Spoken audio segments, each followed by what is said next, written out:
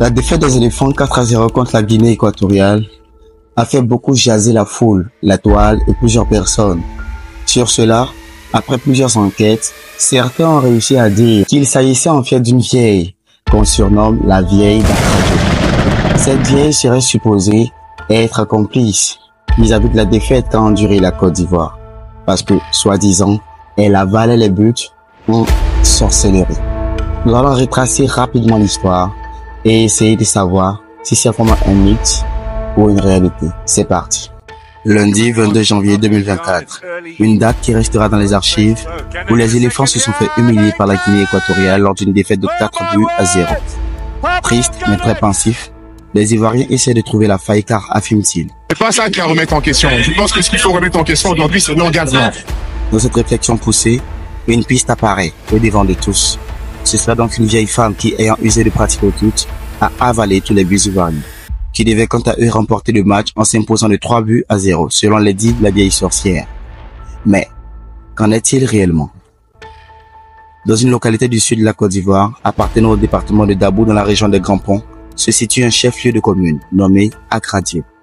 Akradio est en résumé un village adiaco de 15 000 habitants, mais hélas, réputé pour sa sorcellerie influente sur les matchs de football en Coupe d'Afrique ou au Mondial. Et pris par le feu de l'action, certains Ivoiriens décident donc de mettre le feu au centre du village pour montrer leur mécontentement.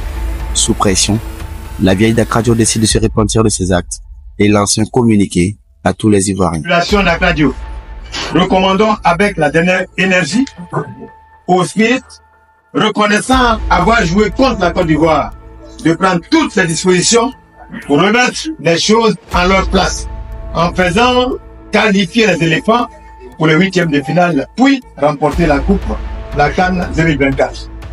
Ainsi, elle affirma que la Côte d'Ivoire ne sera pas éliminée et gagnera la CAN, ce qui, pour se réaliser, devrait surgir de miracle.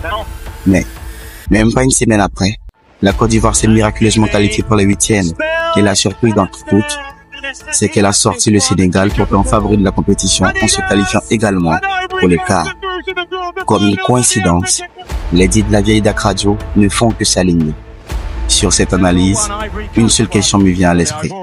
La vieille d'Akradio, mythe ou réalité? À vous de voir. Est-ce vraiment réel ou est-ce un mythe? À chacun son clavier. J'oubliais. N'oublie pas de t'abonner, de mettre un gros pouce j'aime et c'est par cela que vous ferez connaître la chaîne. À bientôt.